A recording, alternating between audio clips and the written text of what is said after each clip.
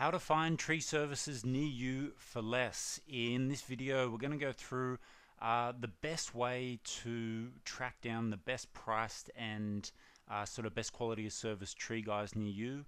It's a bit of a funny industry. There is a lot of guys sort of getting around who fancy themselves as an arborist but are not actually qualified and most likely not insured. So you can get you can kind of come undone if you do hire them and they sort of do damage to your tree, your property, or injure themselves on your property.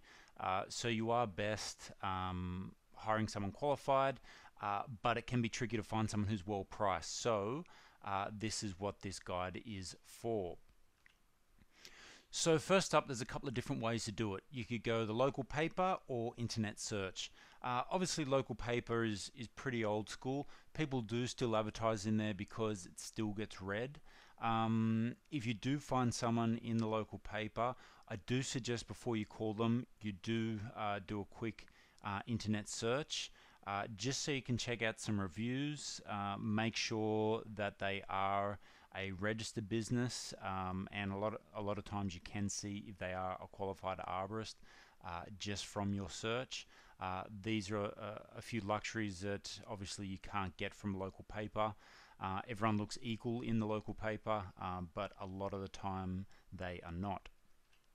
So what do I need to ask for? So first up, you do need to find out whether they are a qualified arborist.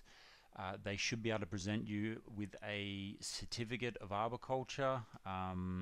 If they cannot, then they're probably not a qualified arborist. Arborists these days are pretty used to being asked for this. They even need to go to the extent to submit for a arborist license just to practice arboriculture in most states.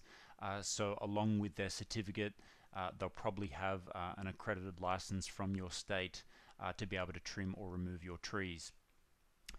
The next one, and this is a big one, is ask for a certificate of currency for public liability insurance. So this covers you if they were to have an accident and a branch was to land on your roof and damage some tiles, or on your car, or even if they were to injure themselves.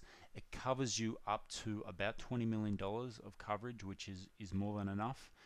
And if they're not covered and something does happen, you can be liable. So, and again, this is something that arborists are more than used to being asked for. It's not like hiring an electrician or a plumber where it's a given. So yeah, don't be shy in asking for these credentials when you do get them out to look at your job. Now I want to go through a couple of bonus tips that are going to help you save quite a bit of money when you are scouting around for a tree service near you. First up, if the tree is smaller than 15 feet, so about a single-story house, get a gardener instead of an arborist. So in most cases, an arborist. So in most cases, a gardener will be able to handle something that's smaller than a single-story house, as long as the trunk's not too big and it's not too awkward or near power lines and things like that. If it's just a straightforward trim or removal, you're going to probably save half, if not more, by getting a gardener in. The reason being, and it's not because arborists are trying to rip you off in any way, shape or form, the problem is being an arborist, it is a lot more dangerous. You need a lot more insurance. You need a crew. They've got heavy machinery.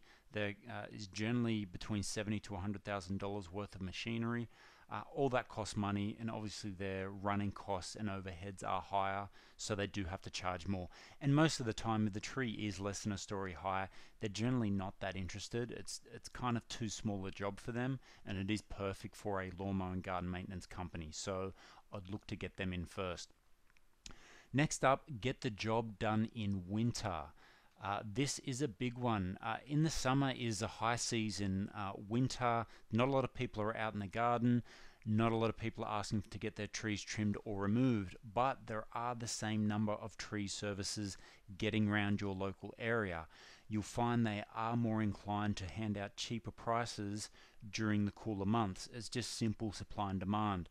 there's an oversupply of tree services and just not a lot of demand. So to get them through, they'll either have a firewood service on the side, or if they don't, they've just got to hand out cheaper prices. Look, you're not going to get half the price, but you'll probably end up finding you'll save about 20-30% in winter rather than in the summer. And make sure you get your quote in the winter. If you get your quote in summer, then for them, you could call them back tomorrow to come and do the job, and they're still busy. But once you're starting to get towards the end of winter, yeah, things are getting desperate, and they could definitely do with your work, and they'd be happy to lower their prices, I'm sure, to compete and win your work. That's it from me. I hope you've enjoyed the video. If you did want to take a bit of a shortcut and find some local guys that are qualified, insured, and had all their background checks done, and they have been voted as the top local tree services near you, go to gotreequotes.com, put in your zip code, tell us a little bit more about your tree job, and we can forward that on to the best price local guys. The voting happens in real time, so who we send does change from week to week depending on who's handing out the best price quotes. So it really is a great service. It's free. There's no obligation to hire. It is worth getting a few quotes just to see if you can get a good price. And that's it from me. Best of luck with your tree job. This is Ben.